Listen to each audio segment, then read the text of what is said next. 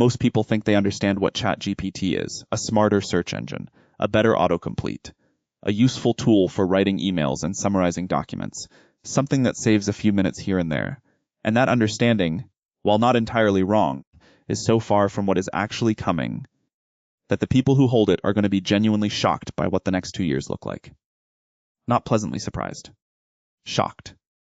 In the way that people were shocked when the internet stopped being something you dialed into and became something that reorganized every industry, every job, every relationship, every assumption about how the world worked. That kind of shock. And I want to prepare you for it.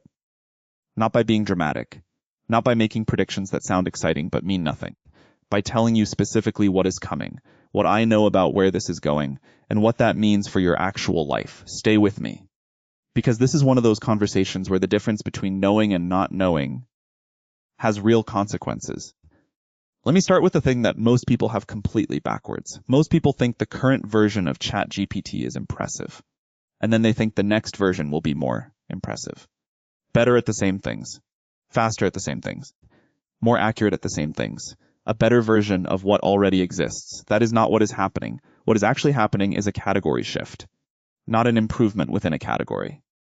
A shift to a different category entirely. Here's the difference. A ChatGPT that most people know, the one that answers questions, that writes content, that summarizes documents, is a reactive system. You ask, it responds. You ask again, it responds again. Every interaction begins with you. Every output is in response to a specific input. The system does nothing between your prompts. It waits. It has no ongoing relationship with your life, no continuity between sessions, no awareness of what happened yesterday, or what you are trying to accomplish over the next month. Each conversation starts from zero and ends when you close the tab. What is coming is not a better version of that system. It is a fundamentally different kind of system. One that does not wait to be asked. One that has continuity across your life. One that is not a tool you pick up and put down, but something closer to a presence that is working on your behalf continuously, whether you are actively engaged with it or not.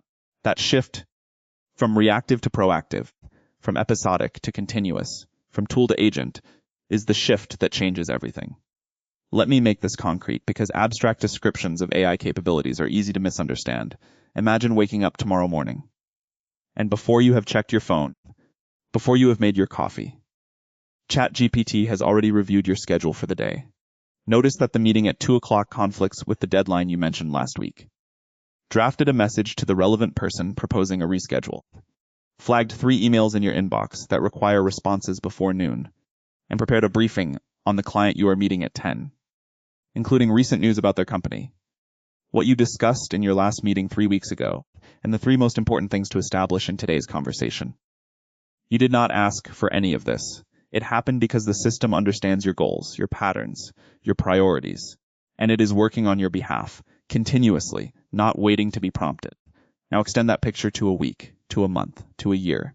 A system that has been with you through hundreds of decisions, thousands of conversations, that has watched how you think, what you care about, where you consistently get stuck, what kinds of information help you most, what you tend to overlook, and that uses all of that accumulated understanding to be genuinely useful in a way that no tool you pick up and put down can be.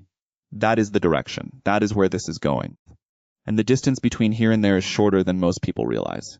Here is the second shift, and this one has implications that I think most people have not started to process. ChatGPT is becoming capable of doing things, not just describing things, not just explaining things, not just answering questions about things, actually doing things in the world on your behalf.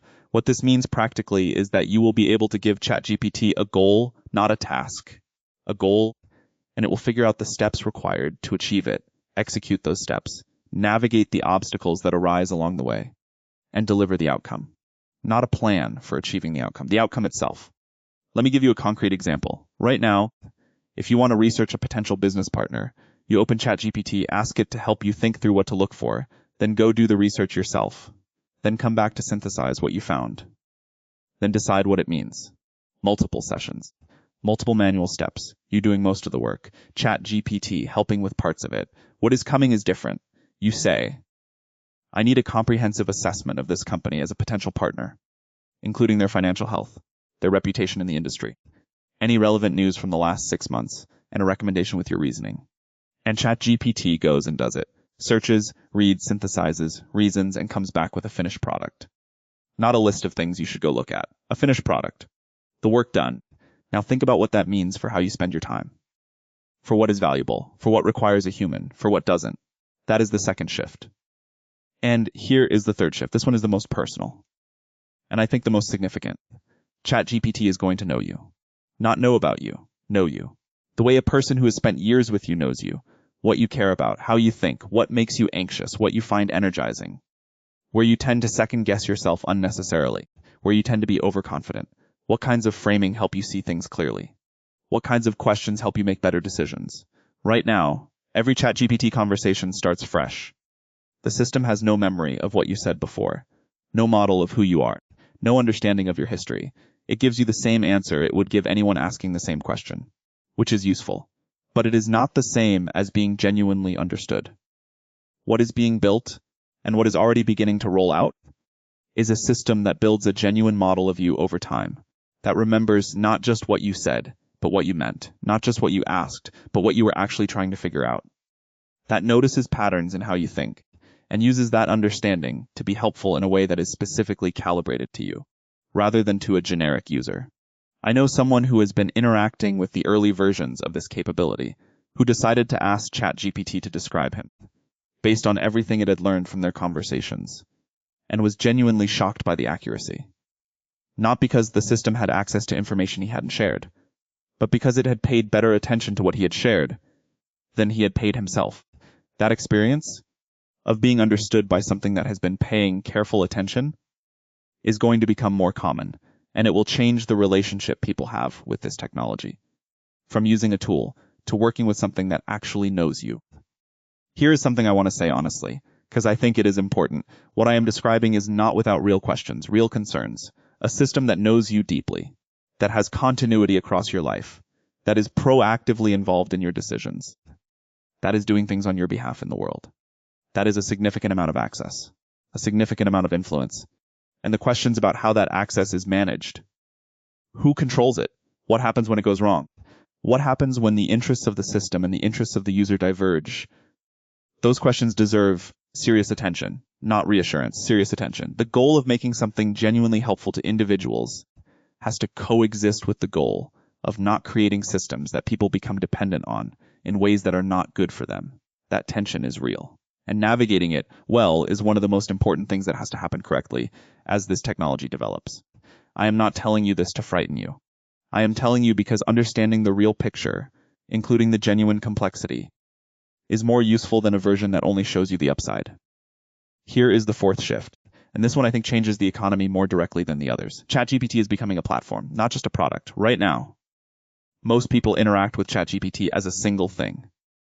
You go to one place, you have one kind of experience, one interface, one set of capabilities. What is coming is a system where ChatGPT is more like an operating system than an application, where you access it through different surfaces, different interfaces, different contexts, where it is embedded in the tools you already use, rather than something separate you switch to. Already it is inside Microsoft Office, inside coding environments, inside customer service systems, inside medical tools, inside educational platforms. That embedding will deepen, and the capabilities available through those embedded versions will increase, which means the question stops being, how do I use ChatGPT, and becomes, what in my life is not yet connected to this, and whether it should be. That is a genuinely different relationship with the technology, and it has implications for every industry, every job function, every business process that most organizations have not begun to seriously think through. Here is the fifth shift, and this one is the most far-reaching. ChatGPT is going to help advance science, not by making scientists more productive, though it will do that too, by actively contributing to the discovery of things that were not known before. This is already beginning. Mathematical theorems that had not been proven have been proven by AI systems, not by humans using AI to help them think, by AI systems working through the problem and arriving at proofs that are genuinely new. Physics problems, biology research, drug discovery, materials science. The models are beginning to contribute genuine new knowledge, not just organize existing knowledge more efficiently, create new knowledge. And the implications of that, if it continues, are almost impossible to fully comprehend. The pace of scientific discovery is currently limited by the number of brilliant minds working on hard problems, and by how fast those minds can work.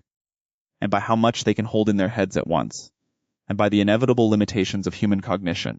What happens to the pace of scientific discovery when systems that do not sleep, that can hold vast amounts of information simultaneously, that can work in parallel across thousands of problems, start contributing genuine new knowledge? Not as tools for human scientists, as participants in the scientific process. I genuinely do not know the full answer to that question, but I think the answer is going to be one of the most significant things that happens in the next decade. Disease research, energy research, climate science, materials development. The areas where scientific progress most directly affects how long people live and how well they live are the areas where this matters most. And it is beginning. Here is where I want to leave you. Most people are going to be surprised by what the next 2 years look like. Not because they lacked access to information, but because the information was available, and they did not update their picture of what was actually coming. They kept thinking of ChatGPT as a smarter search engine, while it was becoming something with no clear historical analog. Something that does things rather than just describing things. Something that knows you rather than just responding to you. Something that works continuously rather than waiting to be asked. Something that advances knowledge rather than just organizing existing knowledge. The people who will navigate this well are the people who update their picture now, while there is still time to update it ahead of the changes, rather than after. The people who ask honestly, given what is actually coming, what should I be building? What should I be learning? What should I be changing about how I work? What genuinely requires a human in the world that is being built? And what genuinely doesn't? Those are not comfortable questions, but they are the right questions. And asking them now, rather than when the changes are already obvious, is the difference between being ready and being surprised. The future of ChatGPT is not a better chatbot. It is something genuinely new, and it is closer than most people think.